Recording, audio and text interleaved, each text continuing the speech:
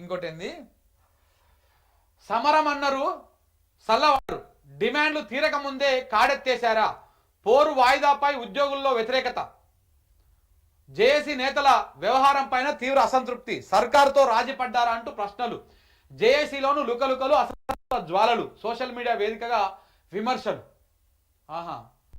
అదే ఈ ఉద్యోగ సంఘాలు ఏవైతే ఉన్నాయో, ఉద్యోగ సంఘాలు జూన్లో మేము ప్రభుత్వం పైన సమరం చేస్తాము, ప్రభుత్వాన్ని అది చేస్తామని చెప్పేసి వాళ్ళు ప్రకటించారు. మొన్న ప్రకటించేసి కొంతమంది లోపల ప్రభుత్వ పెద్దలతోటి లోపాయికారంగా చేసుకొని ఆ పోరాటాన్ని నీరుగార్చేటువంటి ప్రయత్నం చేస్తా ఉన్నారని చెప్పేసి కొంతమంది ఉద్యోగులే సోషల్ మీడియా వేదికగా విమర్శలు, ట్వీట్లు, పోస్టులు పెడతా ఉన్నారంట.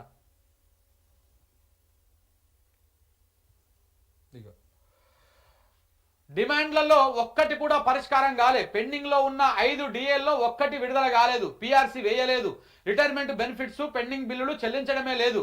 మరి ఏ సమస్య పరిష్కారం ఉద్యోగ సంఘాల నేతలు సమరాన్ని వాయిదా వేశారో మాకైతే అర్థం కావడం లేదు. సమరం అన్నారు, ఆఖరికి చల్లబడ్డారు.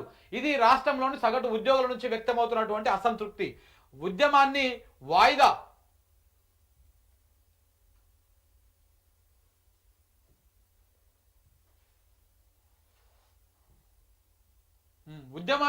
వేయడం పైన జేఏసీ తీరుపై రాష్ట్రంలోని 13.5 లక్షల ఉద్యోగుల్లో అత్యధికులు విస్మయం వ్యక్తం చేస్తున్నారు.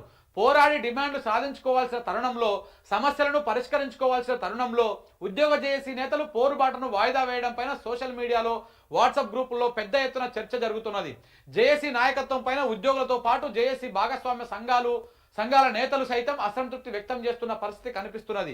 57 డిమాండ్లలో కనీసం కొన్నింటినైనా పరిష్కరిస్తూ ఉత్తర్వులు విడుదలయ్యాక పోరాటాన్ని వాయిదా వేస్తే బాగుంటుంది అని జేఏసీలోని ఒక కీలక నేత అభిప్రాయపడ్డారు. సీఎం రేవంత్ రెడ్డి వ్యాఖ్యల పట్ల ఉద్యోగులు రగిలిపోతున్నారు.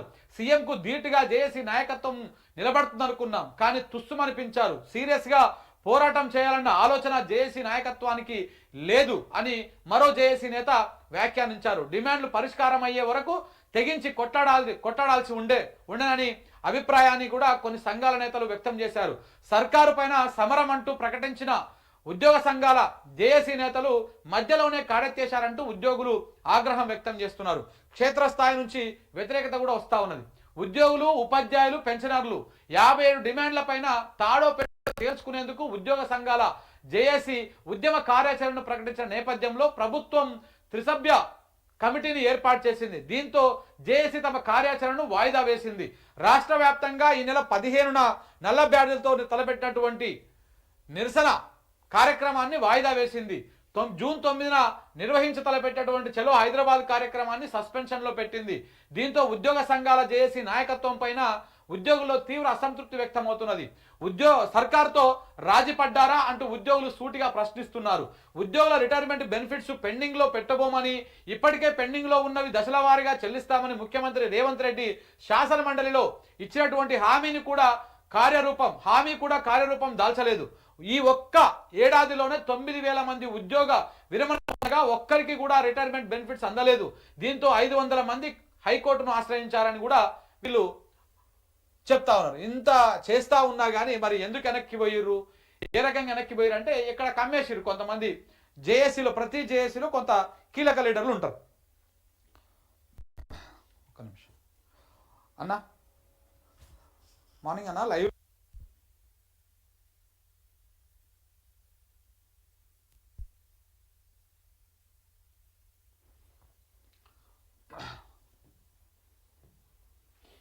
ఇట్లా ప్రతి జేఏసీలో, ప్రతి సంఘంలో కొంతమంది నాయకులు ఉంటారు. వాళ్ళు కొంత అమ్ముడు పోవడానికి, కొంత ఆచితూచి వ్యవహారం చేయడానికి, స్వలాభాల కోసం ప్రయత్నాలు చేస్తూ ఉంటారు. అలాగనే ఈ ఉద్యోగ సంఘాల జేఏసీలో కూడా కొంతమంది స్వార్థ నాయకులు ఉన్నారు, స్వార్థ నేతలు ఉన్నారు. వాళ్ళ వల్లనే ఈ ఉద్యోగులకు సంబంధించినటువంటి వ్యవహారం కొంత స్తబ్దుగా నడుస్తూ ఉన్నది. వాళ్ళు కనుక జంగు సైరన్ ఊది మేము ఎట్టి పరిస్థితుల్లో మా డిమాండ్ల నెరవేర్చడమే తప్ప ఇంకొక ఆప్షన్ లేదు అని చెప్పేసి వాళ్ళు కనుక ముందుకు పోతే ప్రభుత్వం సచ్చినట్టు దిగి వస్తుంది. వాళ్ళకి ఇచ్చిన 57 హామీలలో కనీసం 7 హామీలను నెరవేరుతాయి.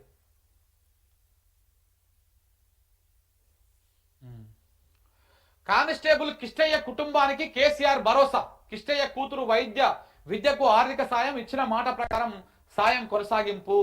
సో కానిస్టేబుల్ కిష్టయ్య ఉన్నాడు కదా, ఆ కానిస్టేబుల్ కిష్టయ్య కుటుంబానికి ఈ అమ్మాయి ఎంబీబీఎస్ అవుతుందంట. ఆ ఎంబీబీఎస్ అవుతున్నటువంటి ఆ కూతురి ఆమెకు కావాల్సినటువంటి ఆర్థిక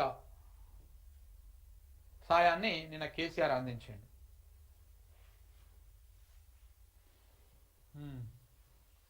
శ్రీలంకలోకి ప్రవేశించిన నైరుతి ఋతుపవనాలంట. 10 రోజుల ముందుగానే రాక 27న కేరళకు ఋతుపవనాలు, వచ్చే 3 రోజుల్లో వానలు పడేటువంటి అవకాశం ఉందని చెప్పేసి వాతావరణ శాఖ చెప్తున్నది. ఇలా 20 తారీఖు, ఇలా 19 తారీఖు కదా, ఇలా 19 తారీఖు, ఇంకొక 10 రోజులల్లో అటు ఇటుగా మనకు సీజన్ స్టార్ట్ అయిపోతుంది, ఇతరం స్టార్ట్ అయిపోతుంది, పంటలు వేసుకోవడానికి టైం వస్తుంది అనమాట. 10 రోజుల ముందుగానే మనకు ఋతుపవనాలు కూడా రాబోతా ఉన్నాయి. వచ్చే 3-4 రోజులలో వర్షాలు కూడా పడతాయంట. పెండింగ్ వేతనాలు మర్చిపోండి, మినీ అంగన్వాడీలకు మొండిచెయ్యి పట్టించుకోని మంత్రి సీతక్క, అధికారులు. ప్రభుత్వ వైఖరిపైన అసంతృప్తిలో టీచర్లు, ఉద్యమమే శరణమంటున్న యూనియన్. పెండింగ్ వేతనాలు మర్చిపోవాలంటే ఇక పెండింగ్ వేతనాలు వచ్చేటువంటి అవకాశం లేదని చెప్పేసి ఈ మినీ అంగన్వాడీలకు మొండి చెయ్యి చూపిస్తున్నారంట. సీతక్క అందరి ఎదుర చెయ్యి పెట్టింది మంచిగానే, పాపం.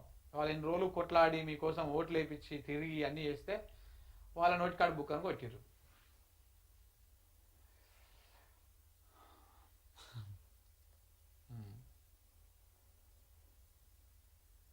జమ్మూ కాశ్మీర్లో తెలంగాణ జవాన్ ఆత్మహత్య, తుపాకీతో కాల్చుకొని మృతి, సాంబా జిల్లాలో ఘటన అంట. అయ్యో, ఇవి కేసీఆర్ కట్టినవే. కమాండ్ కంట్రోల్ సచివాలయాన్ని సందర్శించిన మిస్ వరల్డ్ కంటెస్టెంట్లు, అద్భుతం అంటూ కితాబు, సెల్ ఫోన్ లో బంధించి మురిసిన అందగత్తెలు. రేపు ఎల్లుండి టీ హబ్ సందర్శన, 31న మిస్ వరల్డ్ టాలెంట్ ఫినాలే అంట. ఇవాళ మరి అన్ని కేసీఆర్ కట్టించిన దాంట్లోకే తీసుకుపోతున్నాడు.